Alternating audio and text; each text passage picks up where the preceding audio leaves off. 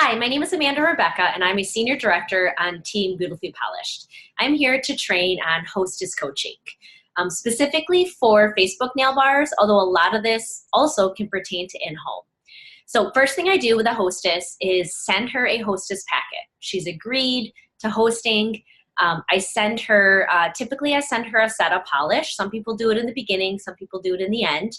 But I was just kind of told, someone else who always sends Tokyo Lights, and I thought that was a great idea because you guys know everybody loves Tokyo Lights. So I send her a set of polish, but more importantly, I send her a wish list for her to fill out so she can start thinking about what she can get with her Hostess rewards, because Hostess rewards are also in there. I personally thank her with a thank you note for hosting, and then I also share some samples with her. In addition to a couple catalogs, but the samples are really the key to really getting her Facebook nail bar up and running, because I want her to start sharing with as many people as she comes in contact with.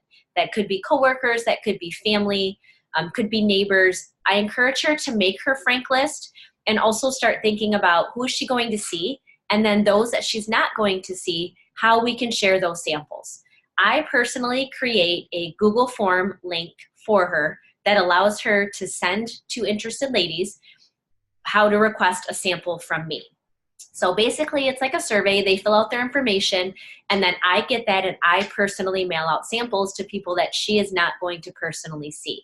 Now that is totally up to you. Everybody does it a different way.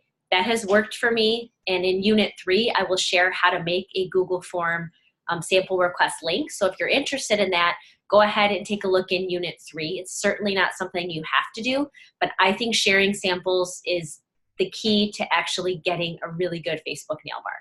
The other thing that it does is when I give her that link, she has to personally reach out to people within her network.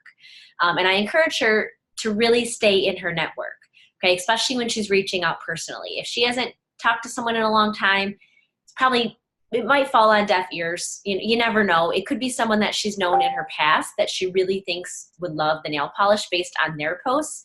I leave that up to her, but I do encourage her to share as much as she can individually. And again, I send her that script, and I will also, in the PDF that I'm providing also with this link, will also have some of those sample scripts. But I really make it easy for her. Of course, she can change it and make it her own, but I want her to be able to very comfortably share the product. Very quick, very simple. Hey, she's giving out free samples. Would you like one? What this does is it creates basically a spreadsheet for her to be able to start when she invites people to her Facebook party. Now at this point, she does not have a group. She doesn't have an event. However you run it, nothing has started for her yet. She may have a link that I've created, because if it was booked off another nail bar, maybe I've already created her link, but I don't really share that with her, and I don't encourage her to share that either. I give her about a week or so after the hostess packet, after I've encouraged her to share, to actually open up that group or that event. And when I do that, I let her know who has requested from me, and I also ask her who she has shared with, so that way she can start with inviting them personally. I also encourage her to post to her personal page. Post a nail fee of hers, post a nail fee that I send her, and just say, hey, I'm totally loving Color Street. I'm having a Facebook nail bar. Who wants in? Again, keep it simple, show a really great picture. And I'm sure you guys have seen those posts, but people say, I'm in, add me. And then that also gives her some people to invite. I really, really, really stress, even before I give her her party link or add her to her own party, to not mass invite. I encourage you, even show a screenshot of someone who dumped a couple hundred people in a group and tell her the sales didn't even hit $200, or they didn't get any sales, or whatever you've had, because we've all had those busts with Facebook nail bars, and especially with that mass dump into a group, it just simply does not work. So let her know that that is something that she's going to want to avoid, okay? Then what I do is I let her know once we're opening the party, I start the party with a live. Again, everybody runs their Facebook nail bars different. That's totally up to you. However, for me, I just say, and regardless how you're doing it, to make sure that she's interacting. Let her know that they trust her, not you. They don't know you. So this way, if she's the one that's commenting, she's the one that's tagging, all of that stuff, that's definitely play better with her group of friends from her frank list, right? They don't know you. Yes, you're interacting. I'm always asking questions back to people. I encourage her to ask questions to her guests. When I thank people, I ask them, what polish are you starting with first?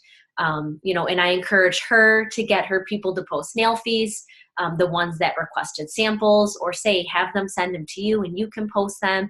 Again, it's all about that personal interaction. And that's where I spend a lot of my time in a Facebook nail bar, is going back and forth with my hostess, encouraging her, telling her that she got another sale, asking her, hey, have you reached out to these 3 people? They requested a sample. We really haven't heard from them. Ask them how they liked it, ask for their feedback. Again, everything to make that personal connection.